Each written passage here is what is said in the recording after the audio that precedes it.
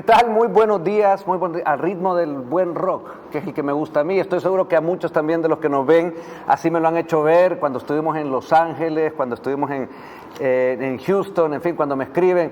Es una música que marcó a muchos de nosotros. El rock tiene mucho. Hace poco estuvo, por cierto, lo comentábamos en el programa pasado, el grupo Scorpions. Ese grupo tuve la suerte de que me invitaron a verlo al Estadio Cuscatlán. Muy buenos días para todos ustedes, donde nos estén sintonizando siempre con mucho cariño. Este programa pretende una sola cosa, y es poner en común aquello que durante la semana ha sucedido, que quizás por esa vorágine mediática muchas veces pasamos de largo. Aquí se lo vamos a contar, vamos a conversar y vamos a tener ese cruce de ideas, que es lo que hace siempre grande al ser.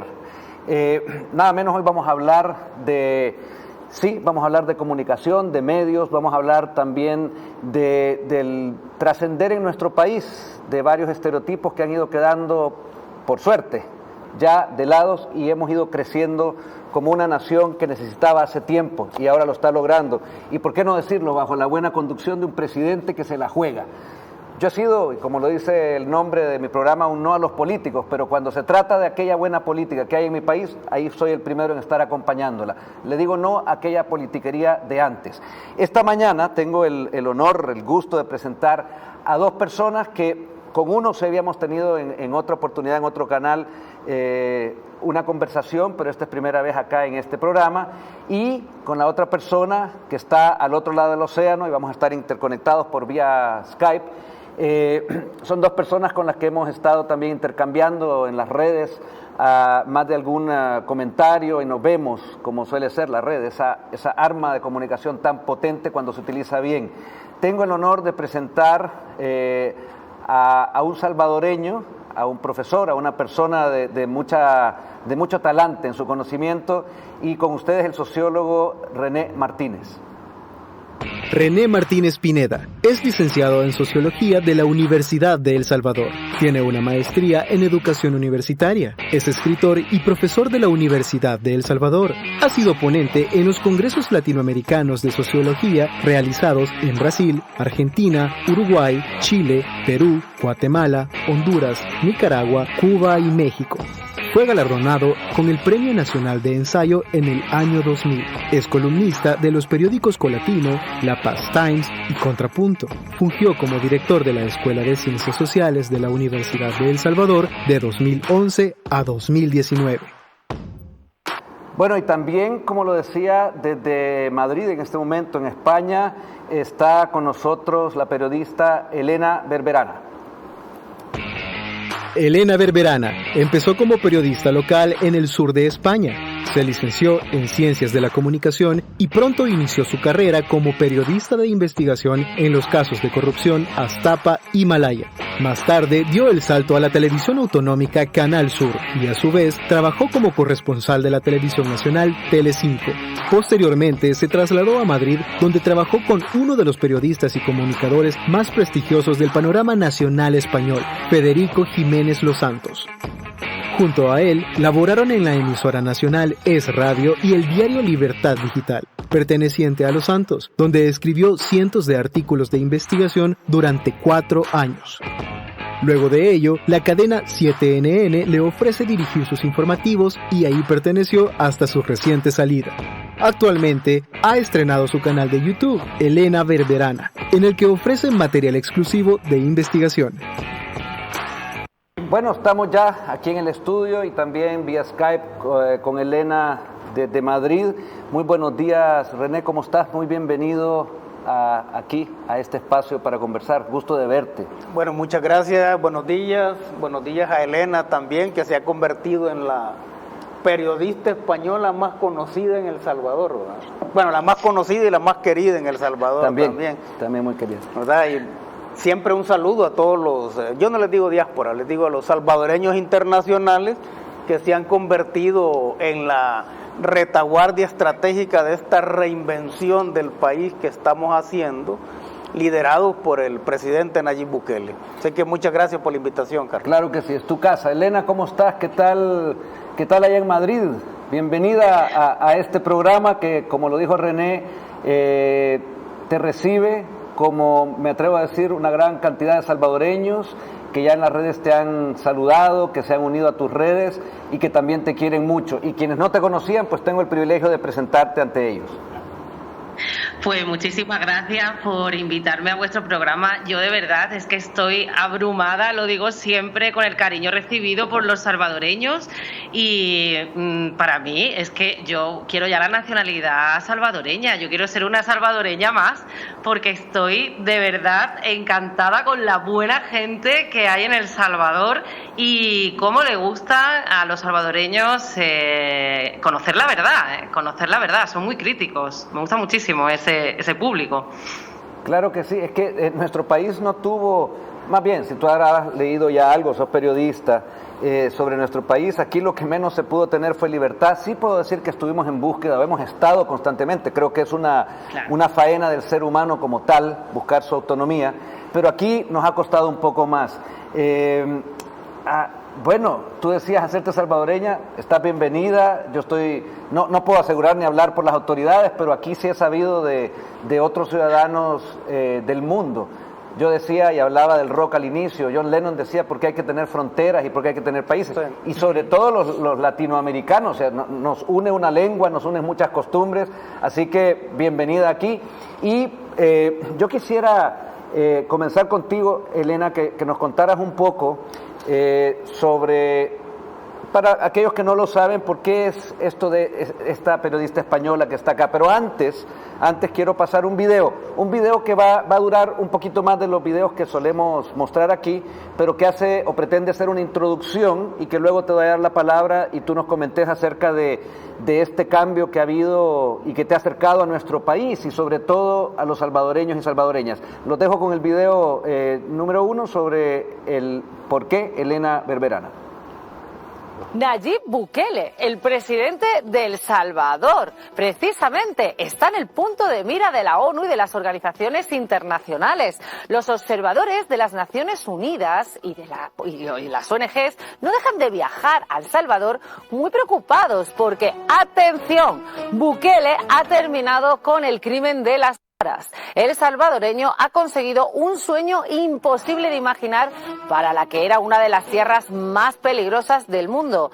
¿Y cómo? Pues con firmeza y haciendo cumplir la ley. Si es que es muy sencillo. Lo escuchamos porque esto no ha sentado nada bien a los líderes de la ONU que fingen buscar la paz internacional, pero que en el fondo no les interesa. Vean a Bukele.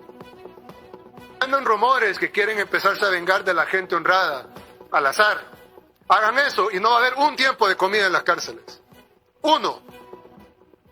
A ver cuánto tiempo duran sus homeboys allá adentro. Les juro por Dios que no comen un arroz. Y vamos a ver cuánto tiempo duran. Y no me importa lo que digan los organismos internacionales, que vengan a proteger a nuestra gente.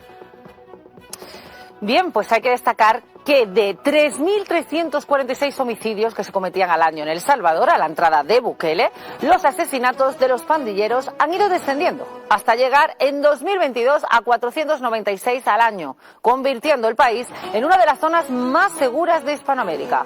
Pero esto no le gusta a la prensa izquierdista, que ya va a por Bukele, ni a la Organización de Derechos Humanos Mundial. ¿Y por qué persiguen a Bukele? Los índices de seguridad están ahí, son extraordinarios. Pues ahora resulta que la prensa está empañando su imagen, calificándolo de corrupto sin pruebas. Periodistas al servicio del mal, de los delincuentes. Políticos e instituciones internacionales interesadas en la suelta y rebaja de penas de los malhechores encarcelados. Las instituciones supranacionales trabajan por el derecho de los delincuentes y por el control y castigo a la gente inocente. Porque necesitamos más Bukeles en el mundo y menos ONU, que trabaja, al fin y al cabo, para el mal. Hola a todos, quería comunicaros que la cadena de televisión para la que trabajaba pues me ha despedido, ha decidido prescindir de mí. Es algo que considero absolutamente injusto y que no estoy de acuerdo en absoluto. Sin previo aviso se me ha comunicado esta noticia. Y bueno, pues es algo que me ha pillado absolutamente pues de sorpresa. Bueno, Elena, te quiero dejar la palabra a ti para que nos contes un poco. Esto pasó hace, si no me equivoco, un par de semanas, un mes, me puedo equivocar, pero ¿qué sucedió ahí? Tú hiciste la nota que nosotros vimos en tu canal habitual, luego cuéntanos tú qué es lo que sucedió, porque te mostrabas y lo decías, eso lo encuentro totalmente injusto. Sí, bueno, yo no suelo hablar mucho de este asunto, pero bueno, sí que os merecéis que os lo cuente, claro que sí, porque de hecho hice público ese despido, que la verdad que en un momento dado mi abogada me regañó, me dijo no deberías contar nada porque claro, yo había demandado a la empresa. Sí tengo que decir que bueno, la cadena no estaba atravesando muy buenos momentos y cambió la dirección. En ese sentido, bueno, pues se hizo una primera criba de despidos, fueron unos pocos solos, yo estaba de directora de informativos porque querían que la cadena fuera más centrada. No sé si me entendéis con esto de una cadena más centrada, una cadena de otro color, una cadena, pues al fin y al cabo que los periodistas que investigamos, que criticamos, que nos gusta, pues al fin y al cabo contar la verdad, lo que vemos y nos ceñimos a los datos, pues quizás le supongan cierta incomodidad a algunos altos directivos o inversores, en este caso. Con lo cual, bueno, pues se decidió prescindir yo de mí y de otras 3 periodistas. En ese momento eran unas presentadoras de la mañana.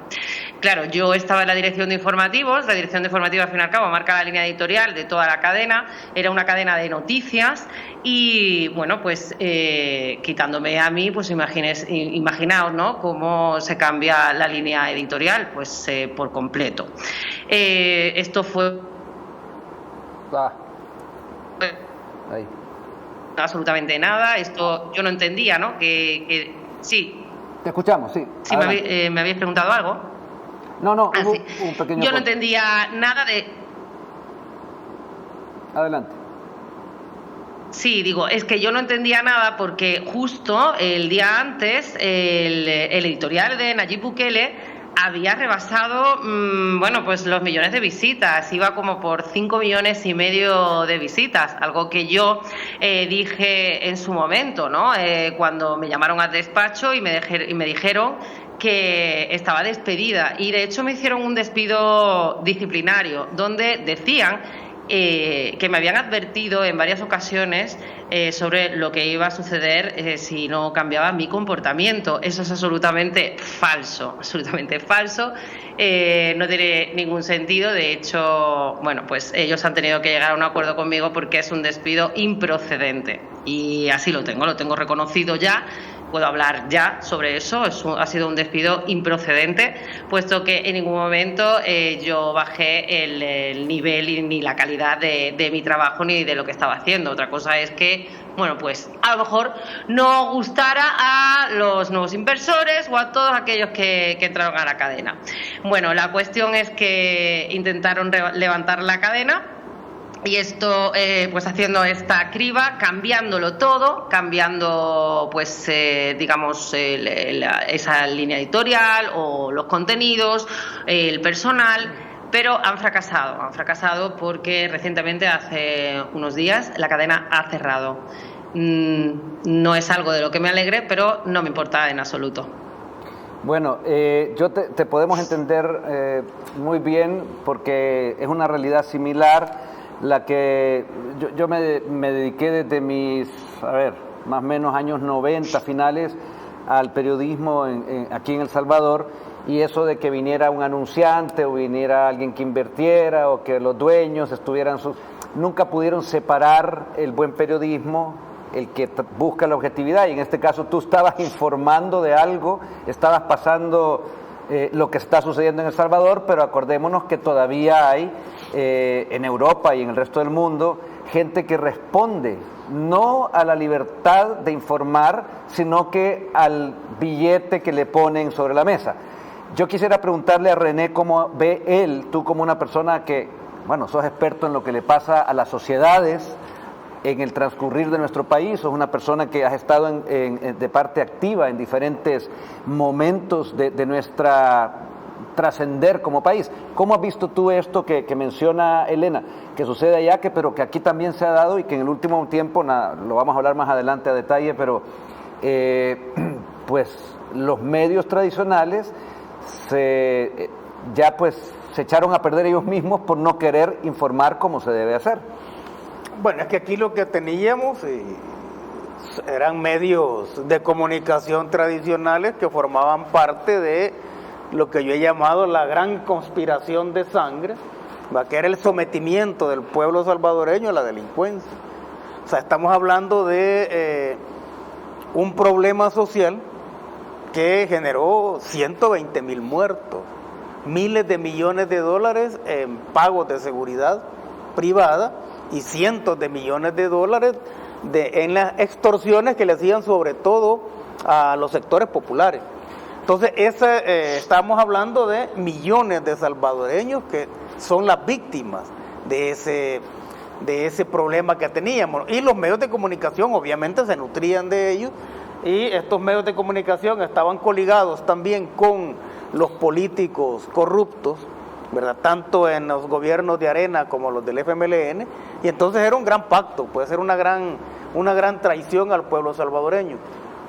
Casi que llegan a convencernos de que no era posible salir de este problema, casi que, nos hicieron vivir con la delincuencia, sometidos, e hicieron que muchos salvadoreños vivieran de la delincuencia también, pero llega el presidente Nayib Bukele y, tomando una decisión valiente, le muestra al pueblo que se podía resolver el problema. Sin que sea fácil, exacto, y que todavía no se da por un hecho. Es que no es fácil. Mira, estamos hablando de que nosotros tuvimos en un momento determinado una tasa de homicidio de 3 dígitos, y eso se ha bajado a 1 dígito.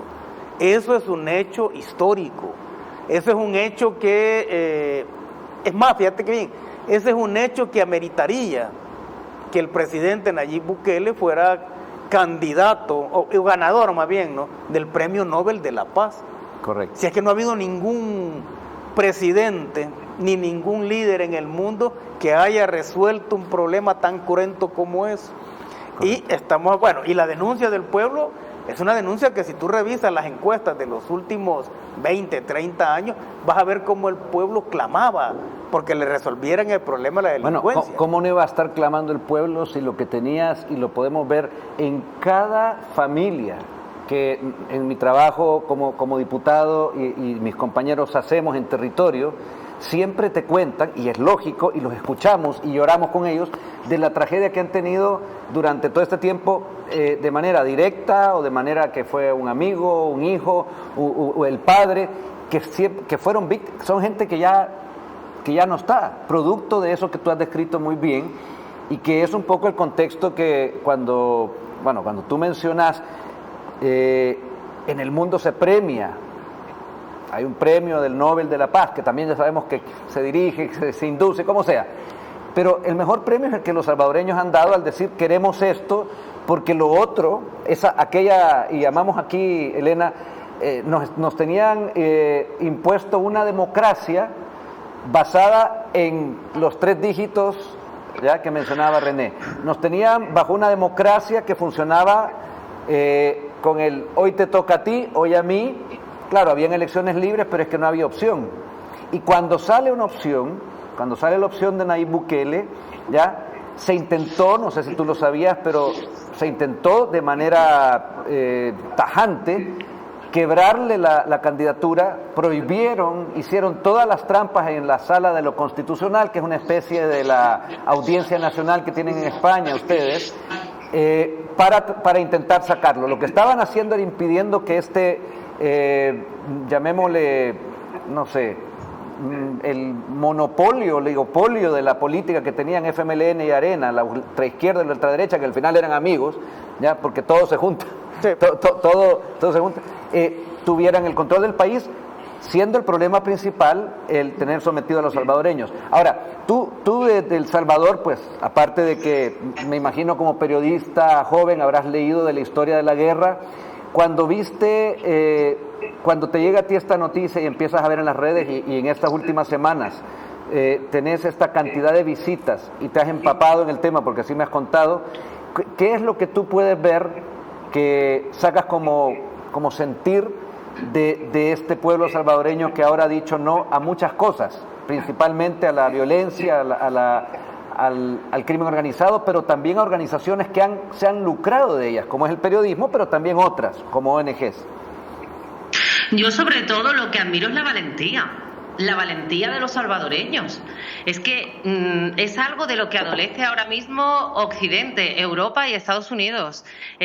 Ahora mismo tenemos a una población, por ejemplo, la española, de verdad, que está lobotomizada. Yo la comparo y yo por eso, cuando me dicen, ay, es que estás ahora solo hablando de El Salvador, yo es que el día que vi, porque claro, uno no para de dar malas noticias, sobre todo, pues, como digo, de Occidente, ¿no? Porque es que estamos en una absoluta decadencia. Aquí la inseguridad está subiendo. Es que coincide que yo veo la noticia de Nayib Bukele y de los asesinatos, que llamé a dos redactores, les dije, por favor, vamos a comprobar que todo esto que estoy viendo en las redes sociales, todo esto que está contando este presidente es cierto. Bueno, pues empezamos a investigar y yo no daba crédito. Yo decía, pero El Salvador, de verdad, El Salvador ha reducido en 4 años de esta manera tan drástica la criminalidad. Pero esto es una noticia, de verdad es la noticia del año. Es la noticia, bueno, de los últimos tiempos, diría. Bien, pues cuando yo me di cuenta de eso, en ese momento estaba el gobierno de España aprobando una ley llamada la ley del sí es sí, que os va a parecer una verdadera locura, un disparate, un desquicie, pero es una ley que ha rebajado las penas a violadores. En total, hoy se daba la noticia de que hay más de 1000 violadores que se han visto ya beneficiados de esta ley perversa que ha cometido, o sea, que tiene numerosas víctimas, pero es que las víctimas de estos violadores que están ya saliendo a la calle, que es increíble, no aparecen en ningún medio de comunicación. Esto es similar a lo que está pasando en El Salvador, ¿no? Por ejemplo, no aparecen nunca el relato de las víctimas y sí aparecen la humanización o el blanqueamiento de las maras, de los malhechores y de los asesinos. O sea, que esto no es algo que esté sucediendo solo en El Salvador a nivel mediático, no sé, que está sucediendo a nivel mundial.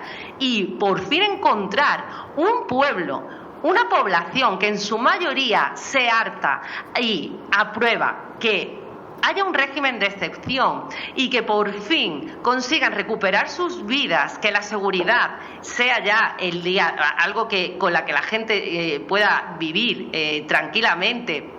Esto es algo maravilloso, es algo que había que contar, es algo que hay que centrarse allí. El Salvador para mí ahora mismo es un fenómeno mundial a estudiar y lo que están haciendo con vuestro país es todo lo contrario. Quieren desestabilizar y destruirlo, quieren desestabilizar al gobierno de Bukele y lo están intentando a través de medios de comunicación y a través de gobiernos. Es que esto es así, pero gracias a las redes sociales y gracias a estas comunicaciones que pues tenemos, como ahora mismo, pues yo he podido conocer la realidad sin filtros. Y de hecho, otro factor muy importante que me llevó a saber que Bukele lo estaba haciendo correctamente era ver cómo diarios, medios de comunicación que están apoyando siempre a los delincuentes y los están blanqueando y empatizando con ellos, iban a por Bukele, iban a por el pueblo salvadoreño. Entonces ya dije, está claro, está haciéndolo bien. Están haciéndolo bien. Claro. Y ya fue cuando empecé a investigar muchísimo más. Para mí es un fenómeno social del momento y espero que El Salvador resista todos los embistes de la comunidad internacional, porque no van a parar. Yo no dejo de leer artículos. Ahora he leído otro en Los Ángeles Times, horrible, en el que el redactor prácticamente habla, no sé si ahora entraremos en ese asunto, habla sobre que las maras tienen que ser redimidas a través de las iglesias evangelistas y que por culpa de Bukele, pues ahora eso ya no va a poder hacerse, que es que habían encontrado a Dios los asesinos. O sea, ¿qué hacemos? ¿Terminamos con las cárceles entonces? ¿Y que se redima la gente de la iglesia? Claro, Pero esto es una verdadera locura. Yo es que, si queréis, ahora entramos más temas, ¿no? Pero sobre este asunto, sobre estos artículos. Pero esto es lo que yo opino, ¿no? Ahora mismo de vosotros y de El Salvador, y que espero de verdad que El Salvador resista, ¿eh?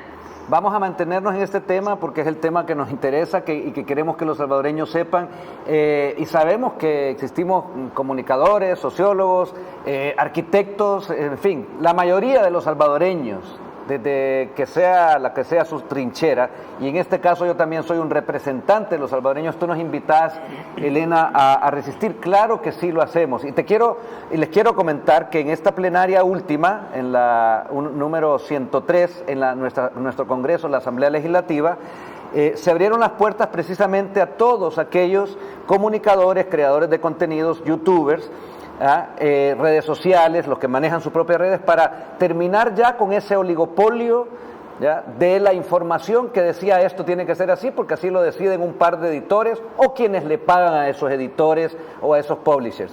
Eso, por lo menos en la Casa del Pueblo salvadoreño, a partir de esta semana que termina, quedó ya como historia. Ahí pueden entrar los medios, pueden entrar también aquellos informadores haciendo uso de sus redes sociales. Y les quiero mostrar este video para que tengamos la idea del contexto en un resumen que nos ha preparado nuestra producción. Adelante, por favor, siguiente video.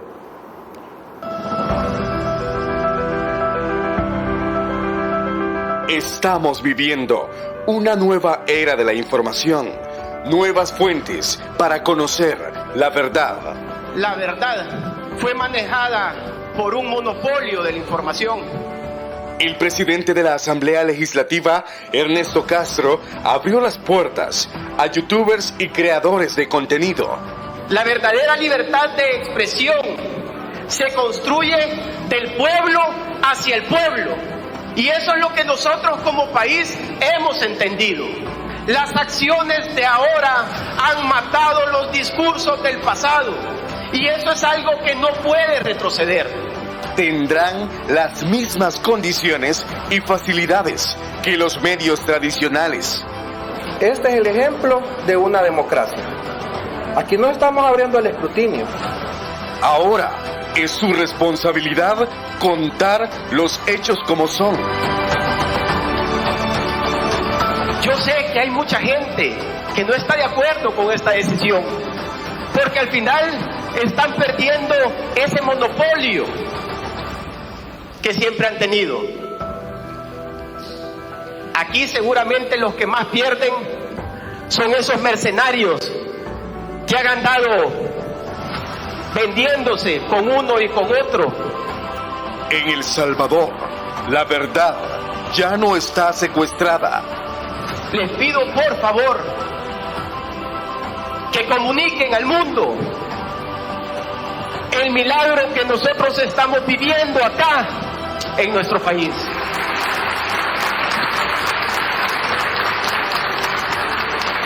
Por supuesto que nos llenamos de emoción. Yo soy parte de los representantes de los salvadoreños en ese congreso, pero quiero oír tu opinión antes de irnos al primer corte, pero luego seguimos. René. Mira, para Elena, ¿no? De que resistimos. Eso está absolutamente claro, ¿no? El combatir la criminalidad ha sido el acto de radicalidad democrática más importante que ha vivido este país. ¿Por qué? Porque estamos con un gobierno que mira la situación desde los ojos de las víctimas. O sea, yo sé que todas esas cuestiones del populismo penal para reducir, digamos, las penas de los criminales, pero eso es una forma también de violarle los derechos a todas las víctimas. Si aquí estamos hablando de millones de víctimas, estamos hablando de personas que fueron sometidas, asesinadas, sin contar todo el costo que implicó el hecho de que tú tuvieras que mandar a tus hijos al exterior, o el costo que implicó también que los jóvenes, nuestros jóvenes, no pudieran estudiar porque era peligroso andar en la calle, ¿no? Si nosotros, todos esos miles y miles de pandilleros que nosotros vemos, los autores intelectuales de ellos son Arena y el FMLN. Correcto. Si es que estos miles de jóvenes tendrían que haber sido estudiantes universitarios, atletas, escritores, periodistas, ¿sí? Pero se les coartó. ¿Por qué? Porque la delincuencia es una forma de sometimiento político y una forma de ganancia económica. Eso es lo que hemos estado sufriendo. Me gusta, René, cómo lo has descrito. Tenemos un compromiso aquí que es de irnos a una primera pausa, el tiempo se nos pasa. Les cuento a ustedes, esta mañana aquí en No a los Políticos, aquellos que no queríamos y que al final le dijimos que no. En este programa hoy nos acompaña desde Madrid vía Skype Elena Berberana, es una periodista que nos ha contado en el primer segmento su cambio que está teniendo y luego vamos a seguir conversando con ella a partir de eso. Y también René Martínez, un sociólogo, un salvadoreño que entiende, también interpreta estos momentos que están sucediendo para bien de los salvadoreños y ojalá, también lo digo, para que el resto del mundo lo pueda ver. Vamos a este corte y regresamos en un par de minutos.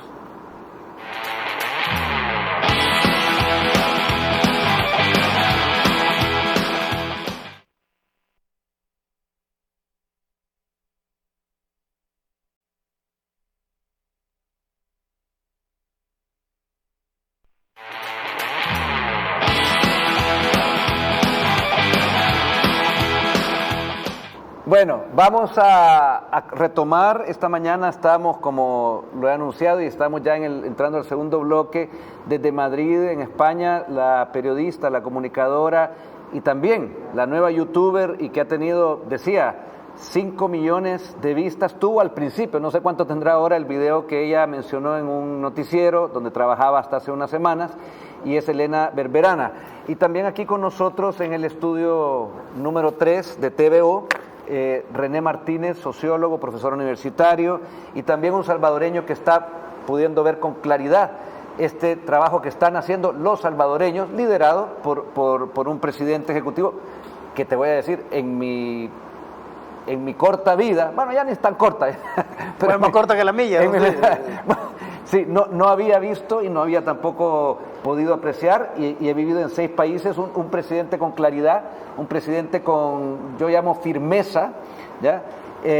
Y también con resultados, que es lo que al cabo importa para un país. Un presidente va a ser calificado porque sea en base a los resultados. Vamos a dejarlos con un video del tema que nos habíamos quedado antes de ir al corte, que es unos youtubers que esta semana llegaron porque se les abrió las puertas, como todo comunicador que puede llegar a contar de manera libre, con responsabilidad, pero la libertad tiene eso, que implica poder expresarse y comunicar. No lo teníamos por parte de los medios, los ataques de la gente que llegaba o que llega, no sé si van a seguir llegando, si van a decir que los hemos echado, cosa que no es así. En la Asamblea Legislativa están abiertas las puertas para que cuenten, para que comuniquen. Y aquí están, a partir de esta semana, creadores de contenido, youtubers, y podemos ver en este video un pequeño resumen.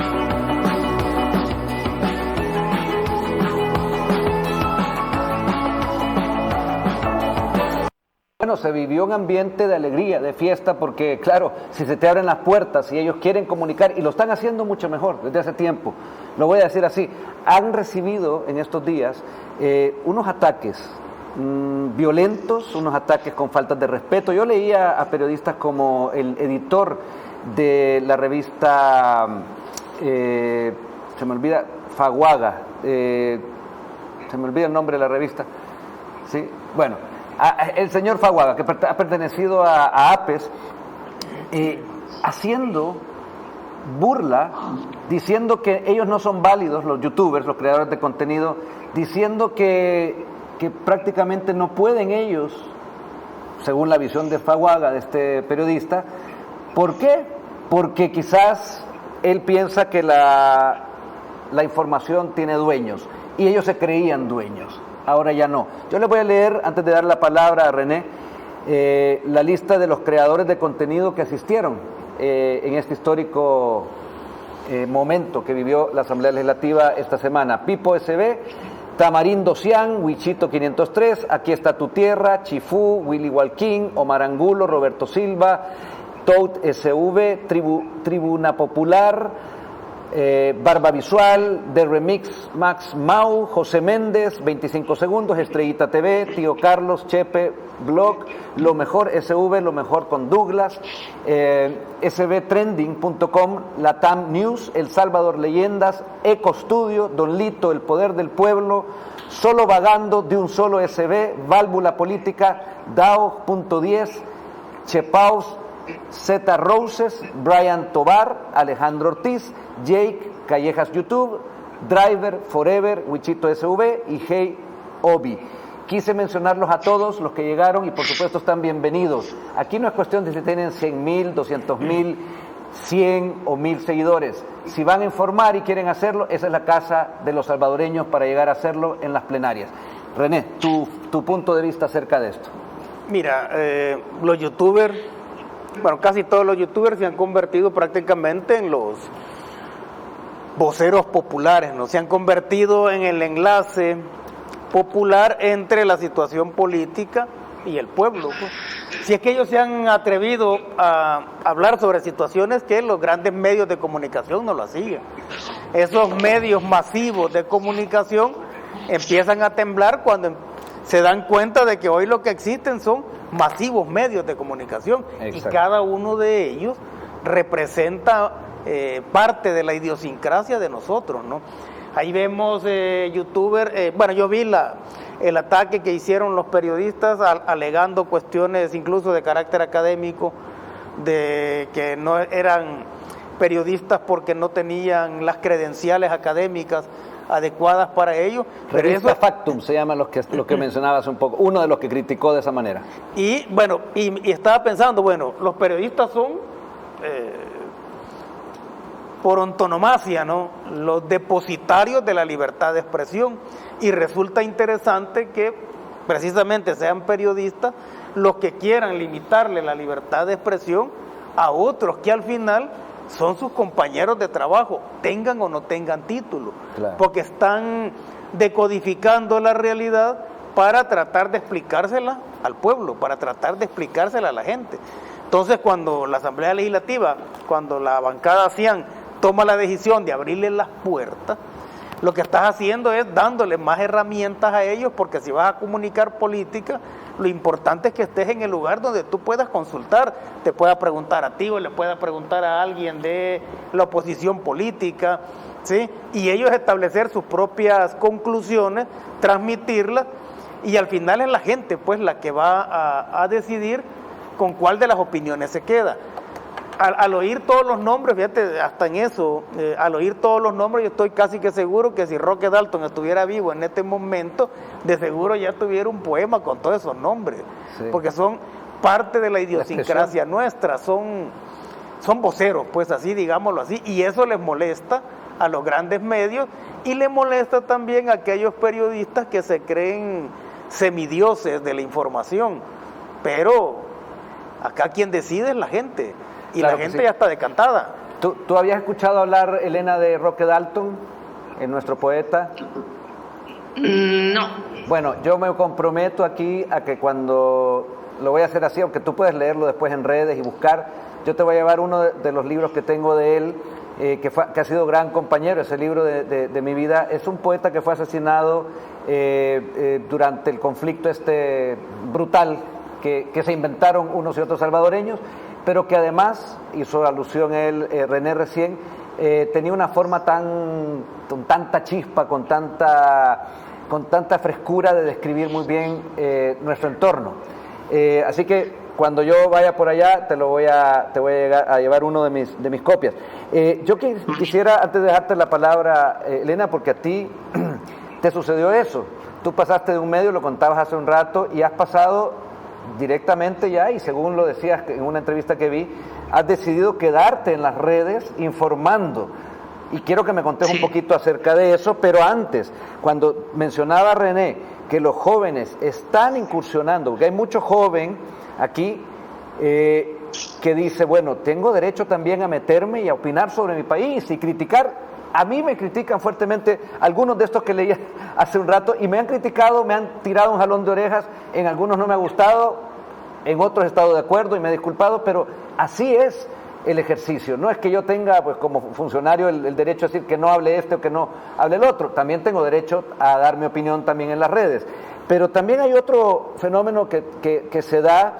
En estos días escuchaba yo a un joven universitario, estudiante de periodismo, que estaba frustrado. Me contaba una amiga de él. Y me decía, estaba frustrado porque él está estudiando, y él ha estudiado para ser periodista, y entonces ahora cualquiera que no ha estudiado puede hacerlo. A ver, yo me permito nada más darle este consejo a esa gente, o los que están ya practicando como periodista. El mejor derecho que tienen es su derecho a informar. Aunque tengan un editor, aunque tengan un jefe, tienen que pegarse a la verdad. Si eso les va a conseguir, como es el caso tuyo, Elena, que pierdan el trabajo, pues pueden hacerse youtubers, pueden hacerse creadores de contenido, y yo me atrevo a decir, les puede ir hasta mejor, porque sé muy bien que han habido recortes en los grandes medios salvadoreños, han despedido gente por haber administrado mal su trabajo, su empresa. El Faro también así lo manifestó, se tuvo que ir porque ya no tiene dinero. En fin, no han hecho bien su trabajo y producto de eso no venden, y los que se quedan con el dinero, que poco que tienen, pues son los jefes o los dueños. Entonces el joven tiene otra forma de hacerlo, y es informar desde sus plataformas. Pero te dejo a ti con estas reflexiones para oír las tuyas, Elena. Claro, pero sobre todo lo que prevalece es el derecho de los ciudadanos a estar informados.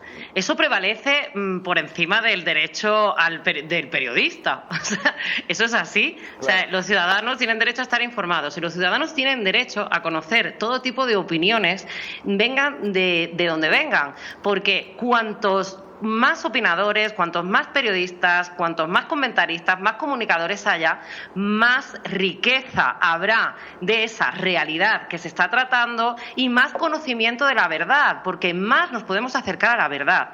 Si tú puedes contrastar cualquier tema en un medio que lo está tratando, tiene un tratamiento informativo acerca de esa noticia, y te vas a otro y lo está tratando de otra manera, bueno, pues tendrás dos puntos de vista con el que enriquecer al final tu propia postura, ¿no? Y de eso se trata, pero es que de eso se trata, la información es eso, es que nunca se había dado, y estamos en un momento histórico. Yo digo que vivimos tiempos interesantes, de todas maneras, que a nivel mundial, a nivel internacional, toda la prensa se haya puesto de acuerdo.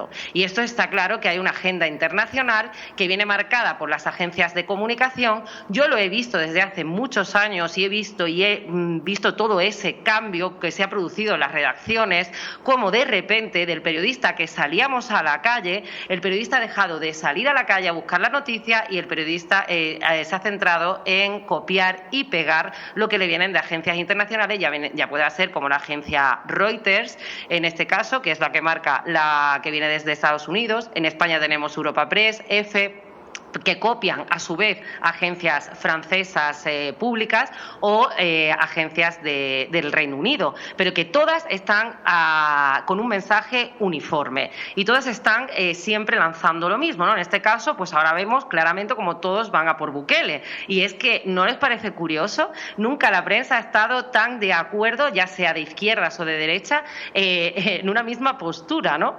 Y es que al fin y al cabo la prensa, para mí, lo que ha hecho es suicidarse. La prensa se ha suicidado porque yo creo que el periodismo está muerto cuando los redactores lo que hacen es copiar y pegar. Después hablamos de lo que es la carrera, ¿no? De la carrera periodística. Bien, los grandes periodistas, o por lo menos a los que yo he seguido, a mí me encanta, una de mis grandes referentes era Oriana Fallaci, ¿no? Oriana Fallaci no tenía la carrera, o sea, quiero decir, para ser periodista lo primero que hay que es saber, lo primero es que tienes que saber y leer, saber leer y saber escribir. Y esto de verdad parece una tontería, pero os puedo garantizar que no es tan sencillo de encontrar hoy en día, ¿eh? Y me da igual que vengan con la carrera, porque yo me lo he encontrado, cuando estaba en la cadena de directora de informativos, tuve la oportunidad de hacer selección de personal. No os podéis imaginar lo que está saliendo de las universidades. Gente que confunde la B con la V. Eso está pasando aquí en España. Gente que no tenía ni idea en ese momento ni quién era el presidente del gobierno de España, de su propio país. Y estoy hablando de que estos son los periodistas. Todos estos que tanto hablan de que el periodismo, que la carrera del periodismo, que no puede entrar aquí nadie a formar parte de esta profesión, para mí son enfermos de titulitis. Eso se llama enfermo de titulitis. Y no podemos comparar. Yo he recibido muchas críticas ayer porque yo hice un vídeo pues dándole la enhorabuena a El Salvador por abrir las puertas a youtubers, porque me parece que eso es la gran fiesta de la democracia, que me parece es una revolución informativa en toda regla, que los youtubers estén tratados al igual que el periodista, porque así se lo han ganado. Es que se lo han ganado a pulso, porque su audiencia los ha directamente premiado, porque tienen seguidores, porque tienen gente que los cree, que están ahí al pie de la noticia, y además están transmitiendo datos, están manejando, o sea, quiero decir, lo están haciendo bien. ¿Pueden ser los youtubers los nuevos periodistas? Pues sí, estamos viviendo estos tiempos porque los periodistas están plegados a unos intereses internacionales y aparte no tienen ni el valor ni la valentía de enfrentarse ahora mismo a una horda, que yo lo digo eso mucho porque he conocido a periodistas que sí, que están en redacciones intentando pues enfrentarse a las líneas editoriales impuestas desde arriba y que no los dejan, ¿no? Entonces, esta gente también puede hacer su plataforma, pero ¿sabes qué pasa? Que como hoy en día te viene una horda de trolls y te insultan y te dicen de todo, y claro, esto que antiguamente eran las cartas del lector a un periódico, pues ahora tenemos 300 cartas del lector contra un periodista. Entonces, no todos están dispuestos a tener esa valentía de enfrentarse a esas hordas de críticas a diario, porque se las van a encontrar. No todos tienen esa locura, que yo sí tengo, porque a mí me da exactamente igual. Yo, de verdad, un requisito hoy en día para ser un gran comunicador es tener tener cultura, tener una cultura general, saber de historia, tienes que saber de historia, tener capacidad de investigar, saber leer, saber escribir y a la misma vez tener un punto de vista, tener un punto de valentía. Es que sin eso no tenemos periodismo. Si todos estos requisitos lo cumplen los youtubers, no les hace falta la carrera, de verdad. Yo hice la carrera en España y en las universidades, que son granjas de adoctrinamiento. Si es que la carrera de periodismo tiene 30 años, no tiene más. Y son granjas de adoctrinamiento, en este caso de adoctrinamiento de izquierdas, de extrema izquierda, donde todos mis profesores eran rojos, donde Stalin era un dios, Stalin era un dios que mató a 100 millones, o sea, que el comunismo era el mejor sistema posible, por favor, pero ¿cómo? Eso yo lo estudié en la universidad. Yo estaba absolutamente adoctrinada cuando salí también de esas universidades y me creía una juez moral y con la verdad absoluta. Cuando terminé la carrera y me encontré de bruces con la realidad, empecé a ver casos de corrupción política dentro de la izquierda española, empecé a despertar por mí misma y dije, bueno, es que esto que me han contado en la universidad es todo una estafa, un relato, una narrativa sacada, al fin y al cabo, de mayo del 68, que toda la basura ideológica viene de ahí, de mayo del 68, y entonces me di cuenta que la universidad, en el caso de la carrera de periodismo, era una gran estafa, porque la carrera de periodismo puede reducirse a un año, de verdad os lo digo, porque no es más, es saber hacer el cuerpo de la noticia, los textos, pero claro, pero todo eso para todo eso tienes que tener un amplio conocimiento de la vida, de la historia. Si no lo tienes, no tienes capacidad para después analizar un tema. O sea, si no sabes hacer ni la O con un canuto, ¿cómo vas a meterte a analizar el tema como lo que está sucediendo ahora mismo en Francia? Eso me pasaba con muchos redactores, no tenían ni idea de lo que estaba pasando en Francia, no sabían quién era Macron, no sabían el problema de la inmigración que está teniendo Francia por las colonias de Argelia, de Marruecos. Claro, que si no tienes ni idea de eso, ¿cómo vas a dar una noticia? Pues claro, copian y pegan. Exacto. ¿Qué pasa? Que los youtubers se analizan, investigan, tienen esa capacidad y Y ahí están los resultados. Aparte de eso, ahora ya termino, que me enrollo mucho. Aparte de eso, tenemos que los medios también están en España coligados con el poder. En este caso, por ejemplo, el gobierno de Pedro Sánchez, al duopolio informativo, se llama aquí porque son dos grandes grupos mediáticos en las televisiones, A3 Media y Mediaset, los regó la pandemia con 100 millones de euros. Y así, poco a poco, a través de publicidad institucional, van siendo comprados. Con lo cual tenemos, por un lado, que el periodista, y ya termino, el periodista que sale de la universidad está adoctrinado, es un periodista con un bajo nivel cultural, es un periodista sin valentía, sin valores, que ha hecho una carrera bastante fácil, sencilla.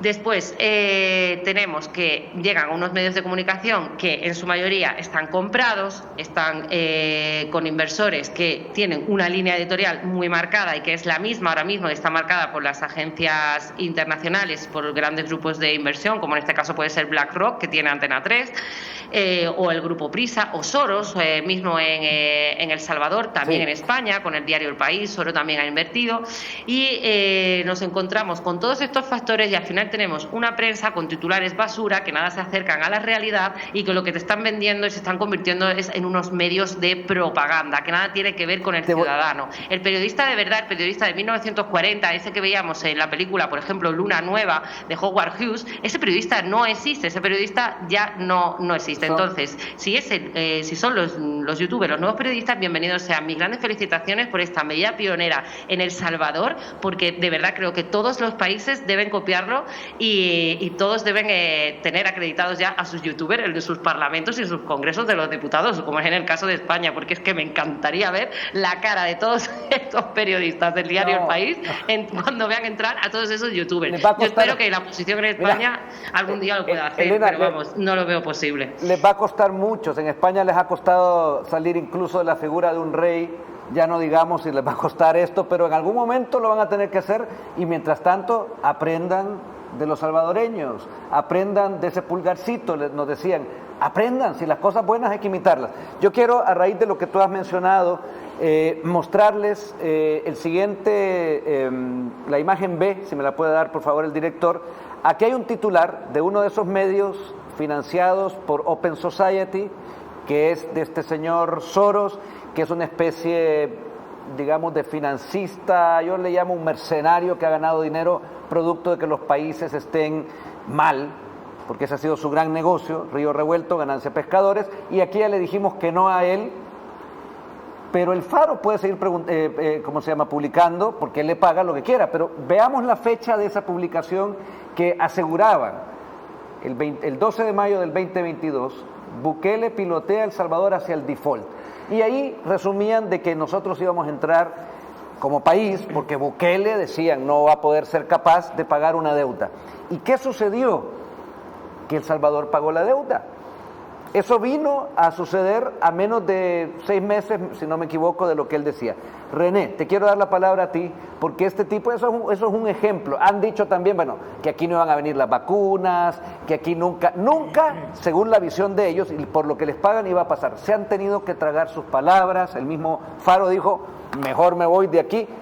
Se están yendo como cobardes, porque en vez de decir con hidalguía, me voy porque fallé, cierro las puertas, no. Están diciendo que aquí se les persigue. ¿Tú has sabido de alguna persecución de un periodista y que lo puedes decir aquí abiertamente? O sea, este programa es para contar las cosas como realmente suceden. No, absolutamente, no pasa nada de eso. Cuando tú lees estos editoriales o notas que sacaba el Faro, tú te das cuenta de que eran discursos eminentemente ideológicos, ideologizados, más que ideológicos, ideologizados, pues, que era una cuestión de ir contra Bukele, porque al final Bukele representa para ellos la pérdida del gran negocio.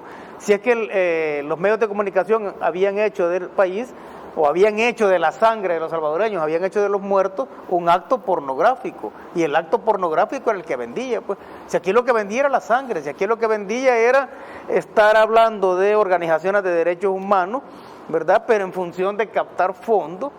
Pero quien ponía la sangre somos nosotros, el pueblo. Nosotros poníamos la sangre, a nosotros nos expropiaban las casas, nosotros no podíamos salir porque las maras, por las maras, ellos eran los que te ponían en estado de... es decir, las maras en este país fueron convertidas tanto por Arena y el FMLN en lo que yo he llamado los funcionarios invisibles del Estado. Muy bien denominado. Si es que ellos eran los funcionarios invisibles. Se sentaban con ellos a pactar, lo veíamos. Sí, eran los funcionarios invisibles, eran los asesores, ¿verdad? Y lo que estamos viendo entonces es cómo se va recambiando todo eso. Ahora, el Faro se tiene que tragar esas palabras, el Faro tiene que dar cuenta de una serie de afirmaciones también, como el hecho de decir de que las pandillas cumplían una función social que no había que tocar. Y no solo el Faro, fíjate que en aras del tiempo, porque ya nos, en España dicen, ya nos pilló otra vez el segundo bloque, pero antes de irnos, tengo aquí titulares de elsalvador.com, que es el diario de hoy, ese monstruo que ya cayó, finalmente, tiran, creo que son menos de 4,000 ejemplares, si no menos, que regalan un montón, que nadie los quiere leer, y decía, El Salvador dejará de pagar su deuda soberana en el 2023, a sazón de lo que comentaba también el Faro, o sea, se ponen de acuerdo entre ellos. El otro también decía, gobierno deberá pagar 604.1 millones, ahí está, de bonos en enero del 2023, eso no fue realidad. Entonces, ellos se las dan, yo llamo un poco de manera como jocosa, se creen los Walter Mercados. ¿Te acuerdas que había ese personaje que decía que veía el futuro y leía la sí, porque Nostradamus no llega. No llegaba, no, era Walter Mercado a lo sumo, ¿verdad? Sí. Pero nunca acertaba, porque eso de adivinar no existe. Lo único que sí tenemos que decir con certeza, sin adivinar, es que el director me dice corte, y en este momento nos vamos al corte. Ustedes en su casa refilen su cafecito, hagan una pausa y ya volvemos aquí a este programa que está como siempre con todo ese interés para que ustedes sean informados.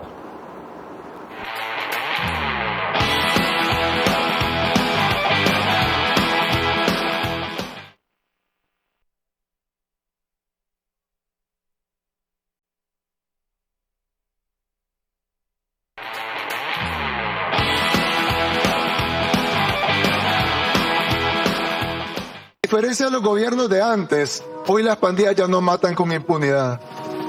Pero a todos los que se oponen, yo les pregunto, ¿qué quieren?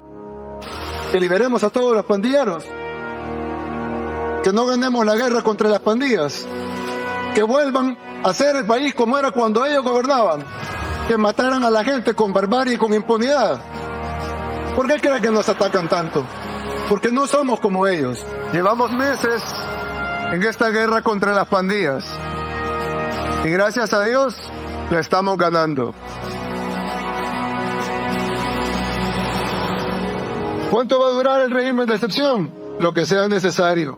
Y si alguien asesina, tiene que ir a la cárcel y tiene que pagar su pena. Pero tenemos que sacar al 100% de los pandilleros de las calles. Nos ha costado muchísimo, pero fuimos ganando cada batalla. Vencimos a la vieja Sala, que de seguro hubiera declarado inconstitucional el régimen de excepción o las leyes contra las pandillas. Vencimos a viejos jueces y fiscales, que los hubieran dejado libres a los pandilleros capturados. Antes las pandillas obligaban a la gente a dejar su hogar. Ahora son ellos los que huyen de su hogar. El presidente Bukele habla de ataques, y cuando uno piensa ataques dirán, ¿las maras han atacado? Las maras están ya presas, quedan unos cuantos, pero están siendo perseguidos y van a ser perseguidos por la ley. Pero lo que hemos descubierto es que quienes nos atacan, René y también allá en Madrid, Elena, han sido gente que vemos que está en defensa del crimen organizado, sí, porque les daba negocio, porque les llenaba sus billeteras. Qué curioso, ¿verdad? Porque se supone que son gente que está para hacer el bien, organismos internacionales, derechos humanos, pero resulta que los derechos humanos que les preocupan, como lo hemos dicho ya aquí en este programa, son los de los que llevan adentro, ahora que están presos, llevan consigo 27 muertos, asesinados, violaciones de muchas personas, mujeres, niños. Su forma de ingreso era llegar y robarle el dinero a punta de pistola a gente humilde que ganaba al día, no sé, en una tienda, en una panadería, lo mínimo para subsistir. ¿Y ellos son los derechos humanos? Ellos son los que defienden. Los ataques están viniendo al gobierno y hay que decirlo claro. Si es el gobierno de Nayib Bukele, están atacando a todos los salvadoreños.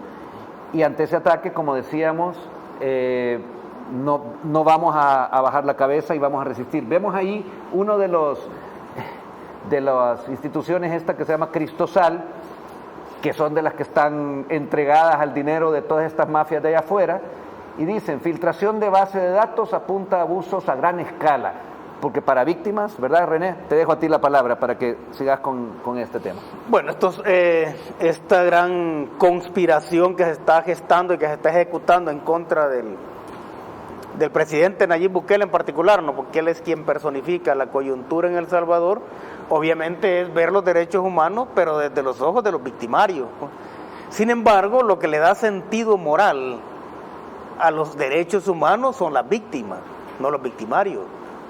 Son las personas que sufren a diario los vejámenes, no quienes lo cometen.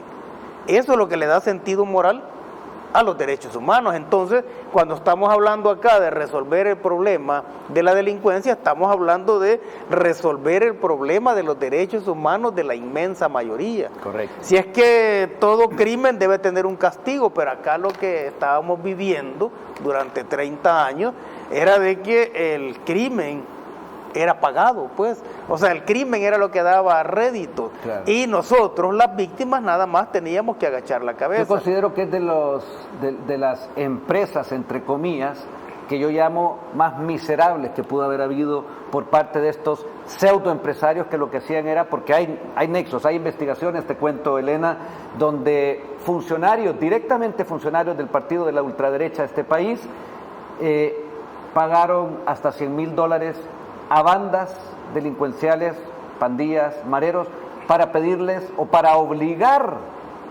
las maras a votar por la ultraderecha. Eso se dio aquí, y te cuento también, no son investigaciones hechas durante el gobierno de Nayib Bukele, sino que anteriormente, o sea, eso había. Me gustaría, Elena, que me ayudaras a interpretar sucintamente, o más bien, a desenmascarar a estos que se llaman defensores de los derechos humanos. Tú algo lo comenzaste a hacer en el bloque anterior. Estos que vienen y te tratan de lavar la cabeza y te dicen y te cuentan cuentos, pero al final no resolvían problemas. Al final lo que están haciendo es defender para que el crimen, según ellos, aquí en este país ya no es así, se siguiera entronizando. Claro, es que hay que entender que en numerosas ocasiones las ONGs no van a solucionar problemas. Las ONGs son parte del problema. Es difícil de entender porque, claro, ellos siempre se mueven en términos orwellianos, ¿no? Es decir, son organizaciones de derechos humanos, pero en el lenguaje orwelliano significa todo lo contrario, ¿no? Es decir, son organizaciones contra los derechos humanos. Porque no entra en cabeza de nadie que esta gente, ¿no? Que Human Rights, por ejemplo, aparte los datos, esos 120.000 víctimas, como bien ha dicho René, el sociólogo, que ha padecido El Salvador a manos de las maras, esto no le interesa en absoluto a Human Rights, por ejemplo, pero sí le interesa ahora cómo se encuentran esos asesinos, ¿no? Que si solo comían un plato de frijoles al día o solo podían dormir 3 horas en la cárcel. Bueno, pero es que hay 120.000 personas que ya nunca ni comerán ni dormirán. Bueno, sí, dormirán, pero para siempre, ¿no? En el sueño eterno, en la pesadilla real que estuvieron viviendo, como bien habéis descrito, los salvadoreños, porque ya no solo, esos son los que terminaron muertos, pero los millones de salvadoreños que han estado subyugados a ellos, esto no les ha interesado. Pero es que a la que investigas, pues es que todo es lo mismo al final. O sea, estos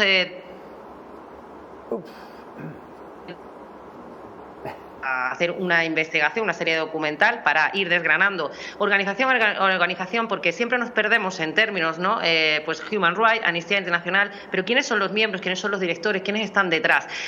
Apenas los conocemos, apenas se conocen. O sea, si alguien dice ¿quién es el director de Human Rights? No lo sabemos, no nos viene a la cabeza, pero con que te pongas un poco a tirar del hilo, ellos tampoco lo ocultan, vas viendo los lazos. En el caso de Human Rights, por ejemplo, resulta que Soros es uno de los grandes inversores directores también de esta organización, macroorganización de los derechos humanos, derechos antihumanos, que al fin y al cabo viven, digo que son parte del problema porque viven de esos clientes, ¿no? ¿Quiénes son los clientes de las ONGs? Los clientes de las ONGs son, en este caso, las víctimas. Pero dicho todo en un término, vamos, para que nos entendamos, las víctimas no le importa, o sea, necesita víctimas porque esa es su clientela para recibir subvenciones. Necesita rellenar datos y decir, bueno, pues en El Salvador hay 120.000 víctimas muertas en total, necesitamos mucho dinero porque allí no hay derechos humanos. Pero es que resulta que cuando se soluciona el problema y ya no hay asesinatos, pues ahora ya no estamos de acuerdo. ¿Por qué? Porque nos hemos quedado sin problema que resolver. Ya no hay problema del que subsistir, porque además ellos tampoco han solucionado nada. Ellos simplemente lo que hacen es perpetuarse en el poder para seguir recibiendo subvenciones y formando parte de ese problema, porque no les interesa tampoco solucionar nada, porque su empresa es una empresa, como bien habéis descrito, una empresa de la sangre, una empresa sangrienta. Es muy duro decir esto, pero es así. En el caso de Human Rights, Soros es el que también, uno de los grandes inversores, $100 millones dio a Human Rights, pero no solo Soros, porque funciona también como una filial del Partido Demócrata, y nos encontramos que dentro del Consejo de Administración y entre los grandes agradecimientos de Human Rights se encuentra un gran inversor de la banca, que en este caso se llama El Hasram. Está todo en la página de Human Rights, y lo pongo todo esto por ejemplo, pero podemos irnos a otras, pero para que veamos un poco cómo funcionan. Y este señor fue el que fue director de Morgan Stanley, o sea, ¿os acordáis, no? 2008, hipotecas basura, aquellas que arruinaron a millones y millones de estadounidenses, aquellas que estafaron, ¿no? El banco que llegó a vender estas hipotecas y que ha tenido que resarcir con tantas demandas civiles en el 2015 en Nueva York con $3.200 millones a todas esas víctimas. Bueno, pues resulta que Human Rights, que se supone que está por los derechos humanos, tiene y adora y agradece y tiene entre sus grandes miembros pues a uno de los grandes directores de Morgan Stanley, ¿no? De los directores ejecutivos. Pues esto ¿qué es? Esto es increíble, pero es que encima no lo ocultan. Oye, por lo menos, por favor, no lo pongas en la página web, porque fíjate lo que hizo Morgan Stanley en su día. O sea, que es que imbuyó al mundo en una crisis mundial, ¿no? No solo este banco, sino también, bueno, pues JP Morgan y todos los que vinieron detrás. Entonces, fíjate el entramado que hay ahí, pero es que también está ahí asesores del Partido Demócrata, y esto coincide, por ejemplo, con los ataques de Biden recientemente, de la administración de Biden al gobierno de Bukele. Es que al final vas tirando del hilo, y es que es todo un engranaje y un entramado donde hay unos intereses en que los problemas, en este caso de El Salvador, de naciones así, se perpetúen en el tiempo, porque al fin y al cabo son grandes, digámoslo, generadores de dinero, ¿no? Porque van recibiendo subvenciones e incluso les sirve a estos filántropos, pues supuestamente para blanquear sus ganancias. Es que fíjate para todo lo que se puede utilizar una ONG. En España, sin ir más lejos, tenemos también problemas con las ONGs que al fin y al cabo se han convertido en barcos de rescate de inmigrantes, que lo que hacen es tener una colaboración con las mafias. Aquí hay periodistas independientes que están investigando todo este tema con el norte de África. Es una verdadera vergüenza, pero es así, eso es en lo que se han convertido. Hay que decirlo también así, cuando mencionabas el caso del gobierno de Biden, que le ha dado, yo te diría, muy malos resultados a los norteamericanos, es lo que yo veo en las redes, no en la revista Time, que también es financiada por quien financia a Biden, hay que decirlo así, o en el New York Times, son periódicos que ya van quedando desfasados, precisamente porque se descubre lo que Elena nos está comentando. Pero los financistas de las campañas son este tipo como Soros. Bueno, nada menos leía yo que el hijo de Soros, o es el que maneja actualmente, el señor está un poco mayor, pero entiendo todavía activo, se pasea por la Casa Blanca como Pedro por su casa, sí, ¿verdad? Entonces ahí van viendo indicios. Y hay que también mencionar esto. Este tipo de tinglados que manejaban muy bien estas mafias, ¿verdad?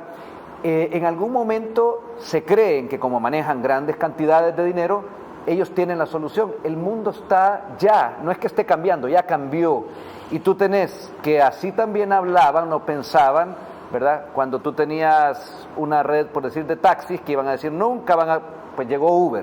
Ahí tenías tú los grandes almacenes que nunca iban a ser destronados, pues llegó Amazon. O sea, esto ya cambió y hay que verlo así porque aquí también se decía Arena y el FMLN nunca van a dejar y por ende El Salvador va a estar hundido en la miseria para siempre. Y cómo se referían a Nayib Bukele y a nosotros, los que apoyamos un buen camino para El Salvador. Mal, despectivamente, bueno, la cantidad de insultos, como decía Elena.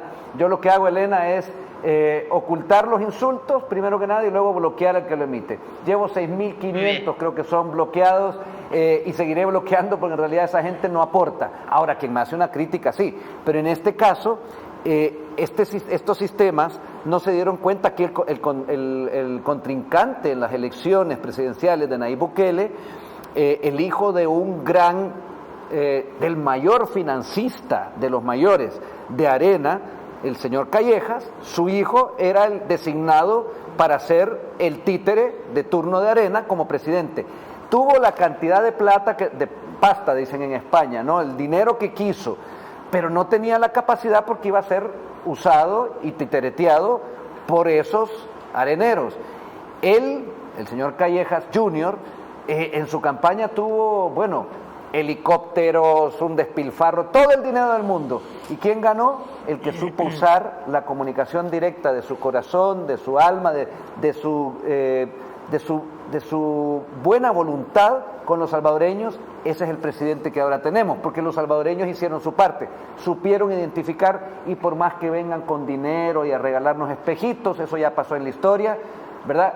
Ahora se funciona de una manera distinta. René. Y es que el dinero no puede cuando tú te enfrentas a un pueblo con una alta motivación social. Y eso es lo que tenemos en este momento, ¿no? Y esa motivación social responde a lo que he llamado las dos Cebas.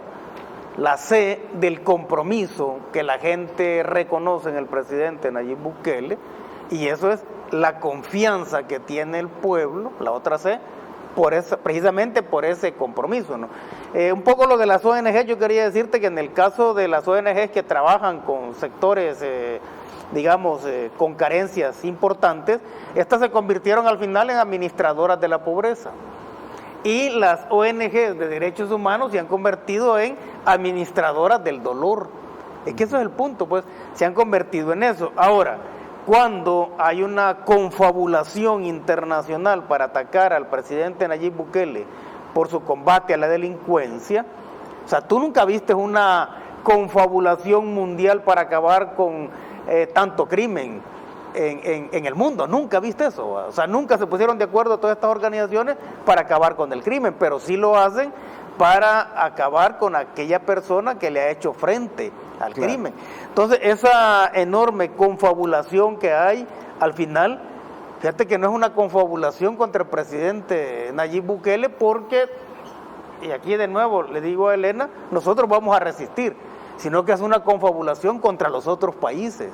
Porque es como decirles, miren, ni se les ocurra a ustedes resolver el problema de la delincuencia, porque van a estar bajo ataque, así como está el presidente. Bueno, pero hay que tener coraje. Ahora, no hay que ser como Petro, que está sometido, hay que ser como aquellos, como Nayib Bukele, que son personas que tienen sus principios, y eso los hace ser personas valientes y que además le cumplen a su pueblo. Ahora, pero ¿cuál es el problema que tienen presidentes como Petro o como el de Costa Rica? Que el pueblo colombiano y costarricense, cuando miran los resultados obtenidos en El Salvador, empiezan a presionarlos a ellos y les empiezan a decir, tal como dijo Elena, ¿no?, que queremos más Bukele y menos ONU, empiezan a decirle, miren, nosotros queremos un presidente como Nayib Bukele. Bueno, Guatemala lo está haciendo también. Guatemala lo está haciendo, Dominicana. Y fíjate que el único que quizás un poco, aunque le ha cambiado el nombre, ¿no?, es el caso de presidente de Costa Rica, que ya acaba de lanzar el plan Costa Rica Segura, y vos ves ahí construcción de cárceles, contratación de más policías, etcétera, ¿verdad? Es el plan control territorial, solo que no tiene el valor político de decir, mire, estoy emulando lo que hizo el presidente Nayib Bukele. Y sobre lo de Costa Rica quisiera ver, bueno, el Faro se mudó a Costa Rica, ¿va? Sí. Entonces, esperaría yo tal vez ver algún editorial del Faro atacando al presidente de Costa Rica porque está impulsando un plan de esto. Buen punto. No lo creo. Vamos a verlo, Pero esperemos. vamos hay a que dar ver. invitación a los del Faro. Correcto. Aquí en este programa también hay otro régimen, es el régimen del tiempo. Se nos está casi acabando. Más implacable que el otro. Más implacable. Pero quiero nada más pasar un anuncio, un aviso, sobre todo que hoy sábado nos están sintonizando allá en todo El Salvador, pero en Estados Unidos. Ahí tienen. El presidente de nuestra asamblea, Ernesto Castro, ha ido junto a 20 compañeros a Nueva York y va a estar ahí reunidos. Ahí está la dirección, en el Work of Life Auditorium, ¿verdad? En la 80 West Merrick, ya me fui porque no alcanzo a ver, aquí lo tengo, Merrick Road, Freeport, en Nueva York. Ahí tienen la dirección a las 5 p.m. hora de Nueva York. Les recalco, es entrada gratuita, que nadie venga a cobrar. Yo sé que son gente que quieren admirar y todo, pero llegamos los representantes de los salvadoreños ahí, van mis compañeros y nuestro presidente Castro, y los invito a ir para que se informen, para que estén cerca de quienes estamos haciendo ese trabajo que nunca se hizo. No estamos aquí por jet set, estamos ni por aplausos, tampoco porque nos agradezcan, estamos por ustedes. Así que en Nueva York, New Jersey, ahí van a tener a las 5:30 de la tarde, los invito a visitar al presidente Castro y también a los compañeros diputados. Y con mis invitados esta mañana quiero invitarlos a lo siguiente. En este programa tenemos el tiro al plato. Los diputados que ya vienen, mis compañeros que suelen venir al programa, ya saben de qué se trata. Cortamente, yo les voy a hacer una pregunta o un comentario y ustedes responden con el alma, con lo primero que se les venga rápidamente. No es una respuesta muy elaborada. Así que vamos a comenzar por René, si te parece. ¿Vamos? No me parece, pero ya... ¿No le parece? Hoy ya estás en el tiro al plato, entonces aquí en Uno de los Políticos.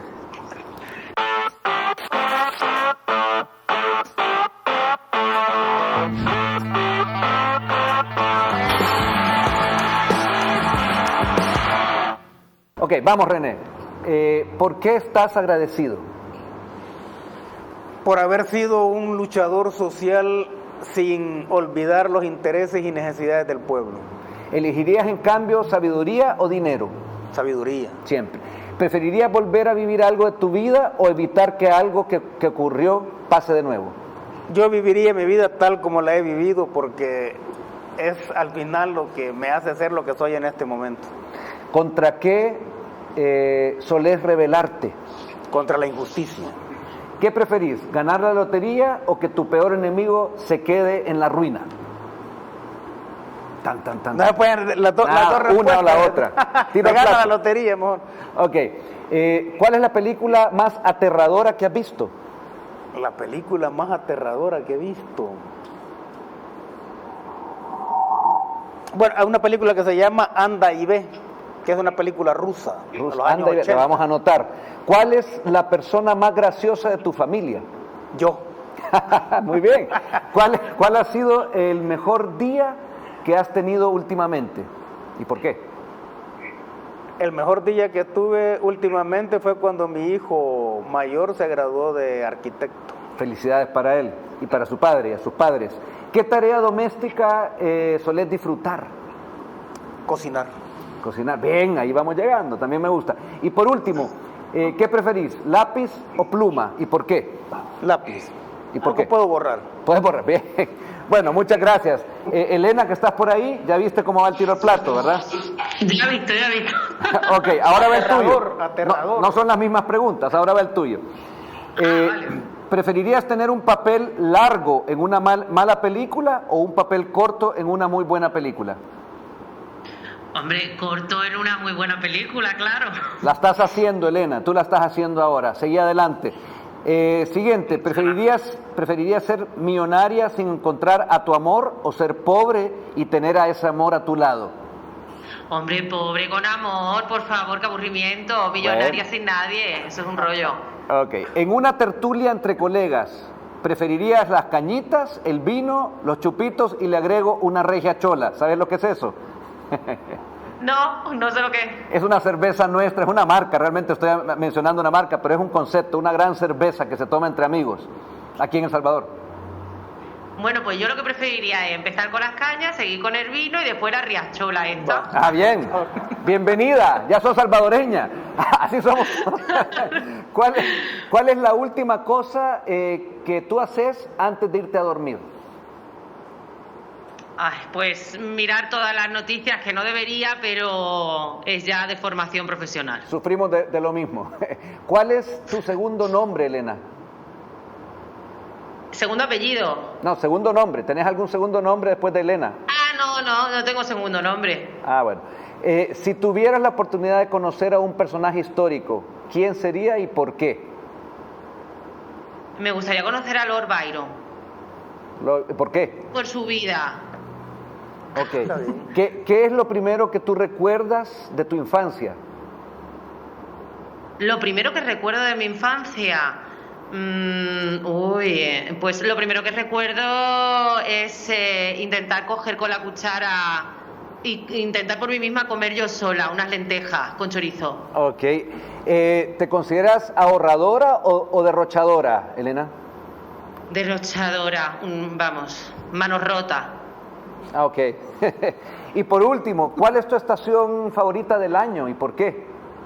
El verano, porque me encanta la playa, el mar, el sol, el calor, la vida, la gente en la calle. Con mucho más razón entonces quedas invitada oficialmente a venir al país del verano eterno. Aquí te esperan las playas, te espera Surf City y por supuesto te espera salvadoreños que vas a poder venir a conocer. Y te lo digo, hay que ir planificando ese viaje porque aquí se te quiere y te quiere mucho, tal como lo dijo René al principio. No me queda más que darte un par de segundos, me dice el director, para que tú te despidas y luego René. Pues estaría encantada de ir a El Salvador. Yo, de verdad, tengo que cuadrar un poco mi agenda y estoy deseando disfrutar de esas playas. A mí El Salvador ahora mismo me da muchísima envidia sana de todo lo que os está sucediendo.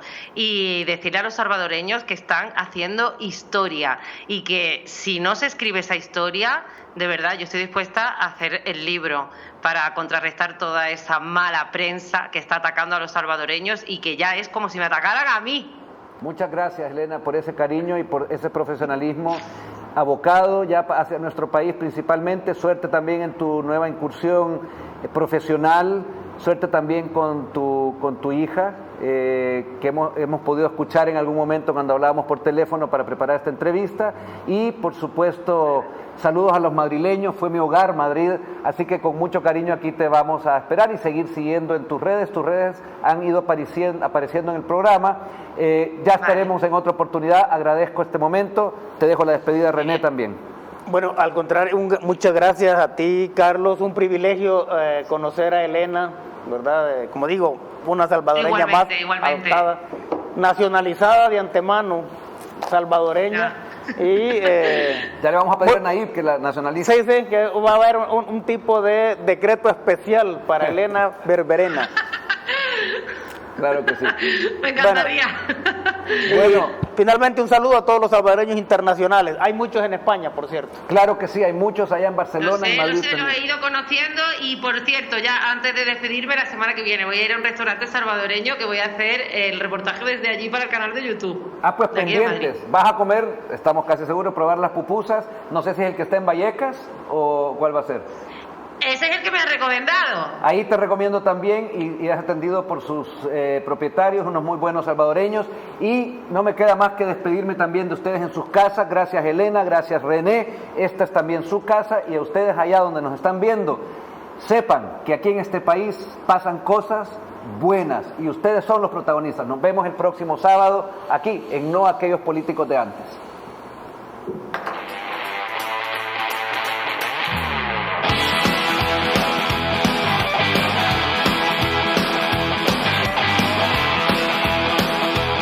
Los conceptos vertidos en este programa son responsabilidad de quien los emitió.